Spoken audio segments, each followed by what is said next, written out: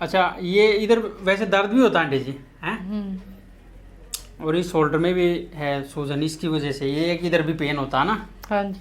और इधर है, इधर बता रहे हो ना, ये पेन नहीं, होता है ना। इस टाइम नहीं है। इस टाइम नहीं, किस हाँ, टाइम होता है अभी पेन? जब सुबह आप सुबह उठते हो तब होता? हाँ अच्छा देखो, एंक्लोजिंग स्पोंडिलाइटिस का केस में क्या होता है, देखो गर्दन टाइट, ये वाला हिस्सा पीछे की तरफ आएगा, नीचे वाला हिस्सा देखो अंदर की तरफ गया हुआ, देखो नीचे वाला ऐसे होगा, समझो ना, टाइट हो, ठीक है। इसकी वजह से थोड़ा सा नहीं, आप फ्रूट व्रूट ये चीज़ें थोड़ी सी पपीता खाओ, उसकी वजह से। लेग में तो नहीं जा रहा ना, नीचे नहीं है ना, इधर नहीं है ना बिल्कुल भी। नहीं